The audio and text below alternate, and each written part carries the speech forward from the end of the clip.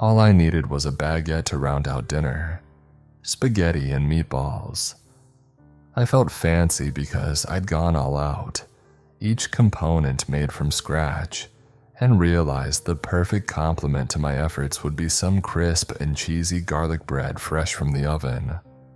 The sauce simmered, filling the kitchen with a fragrant basil perfume which danced with the early springtime wind wafting in through the open window, curtains gently billowing with each gust. The sun had just begun to set and the store was a short drive away. I realized I could make it before dark and made a swift work of removing dinner from the heat of the stove, ensuring all burners were snuffed and yelling a hasty, "Be right back," to my partner who was upstairs wrapping up a lengthy workday. I wasn't sure he'd heard me, but the trip was supposed to be so quick that I'd likely be back before he'd even noticed I'd gone. I made my way out the front door toward my car parked in our drive, the pink sky kissing the still bare tree limbs. As the sun got lower, the temperature got colder, and I suddenly regretted the thin sweater I had on. On my way to my car, I checked my purse for my keys no less than 5 times, convinced they managed to grow legs and jump out on their own over the 30-foot distance I had to cover. Finally, just before reaching the car, I pulled them out all together, unlocking the doors and turning the heat up to 80 the moment the engine kicked on. Rapidly getting nice and toasty, I had to fight off thoughts of getting ice cream while at the store, since we had 3 unfinished pints in the freezer, and if I brought home another, I'd never hear the end of it. I pulled into the parking lot, still trying to talk myself out of the purchase. And I should have just listened and avoided the frozen section, not just because of the tempting sugar-laden dairy products, but because of who I ran into in that aisle. I turned the corner into the aisle, and at the end was an initially unassuming man, so tall he practically loomed over the freezers themselves. He stood unmoving, carefully reading the label on the back of a box of frozen shrimp. I kept my head down and shuffled past him, hoping to go unnoticed, having had too many negative interactions in the wild, and getting the feeling that I was attempting to avoid one more. I'd almost made it past him when I noticed just his eyes subtly peep in my direction. "That lady is staring at you," he said, apparently deciding against the shrimp and putting them back before being out of sight in 2 gigantic steps. The interaction was so quick that the hairs on the back of my neck hadn't even finished standing up before he was gone. I glanced around me, searching for the lady in question, but there was no one. I shrugged it off. There was no apparent threat in the vicinity, and the one oddball had walked off. I chalked it up to just a weird exchange and quickly shuffled from the aisle, abandoning my ice cream aspirations and heading to the bakery to grab the intended baguette. While deciding between loaves, I felt hot, humid breath hit my ear before the words caught up. "You don't see her?" the gravelly voice asked in a hushed tone. I turned, but there was no one there. However, there was the man easily 20 feet away already, back turned, head down, rushing to the checkout. I hastily grabbed the bread and followed him as swiftly as I could without breaking into a full-on run. He turned into lane 3 and I followed. He handed me a divider but was otherwise determined to ignore my presence. "Who were you saying is following me? Is she here?" I asked, leaning in and invading his space a bit. He turned himself away from me and all I could do was stare at his elbows. I may as well have been a ghost, completely invisible, unhearable. The cashier accepted his money and returned his change before he muttered, so low I barely missed it, "You'll want to hurry home." With that, he grabbed his groceries and ducked through the double doors out to the lot. The cashier shot me a weird glance, and I could feel my face drain of all color. I had no evidence that this man was telling the truth, let alone sane, and yet for some reason I believed him. I felt as though he was genuinely trying to warn me.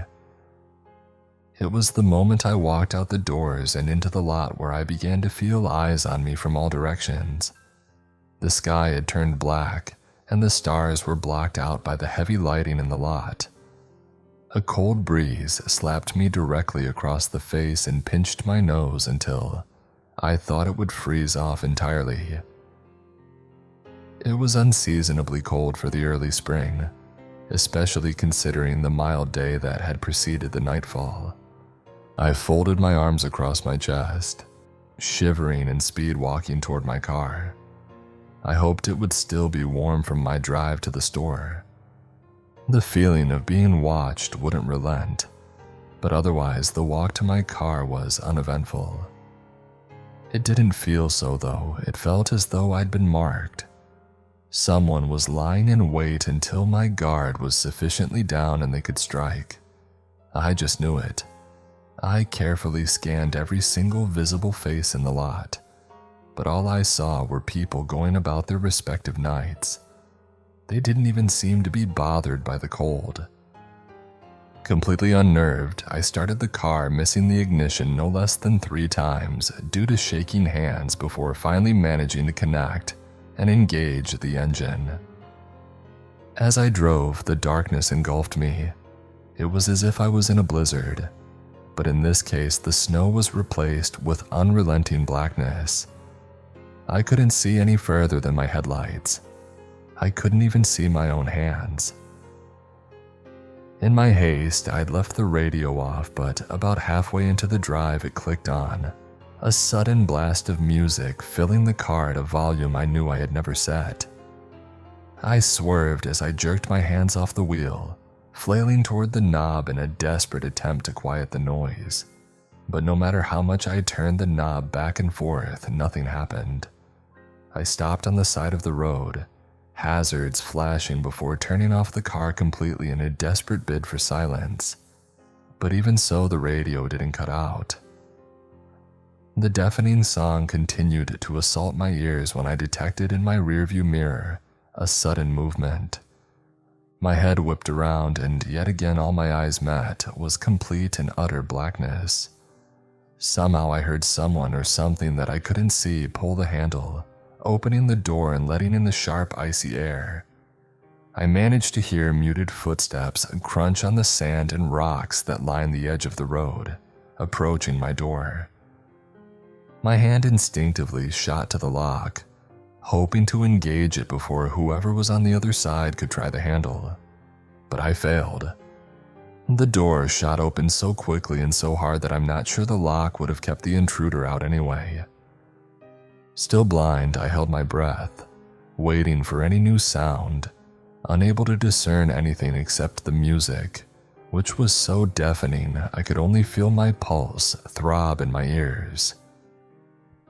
A hand broke through the darkness, reaching for my throat, and simultaneously the music cut out completely. The hand never quite reached me. No other part of the person became visible. All that came from the darkness was a quiet word, repeated over and over and over. "Help!" A woman's voice, now desperate rather than terrifying. A single finger extended, pointing toward the woods on the shoulder, before the voice croaked, "I'm over there." It happened in an instant. The blackness faded, the stars came out. I could see the road and the woods. The hand was gone. My attention was gotten, and I believed that was the person's only goal. I stayed where I was and phoned the police, not quite sure what to tell them, but I suppose I sounded spooked enough for them to come. I told them I thought I saw a figure in the woods, and a quick sweep revealed a body, feet from the tree line, barely covered in a hole, so shallow it couldn't be called a grave. A woman missing for months from a town 4 hours away, and finally uncovered.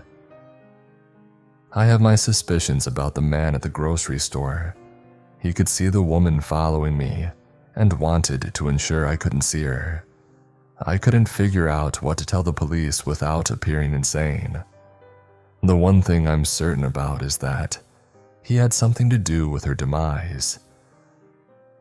I had hoped finding her had allowed her to finally rest, but in the middle of the day yesterday, the all-consuming blackness surged back, despite warm daylight streaming through my front window moments before, and it will not relent. She still needs my help. I just need to figure out how to give it. There's just one problem. I've been noticing a tall figure standing just at the edge of the shadows thrown by trees that line my property. Every night, just watching.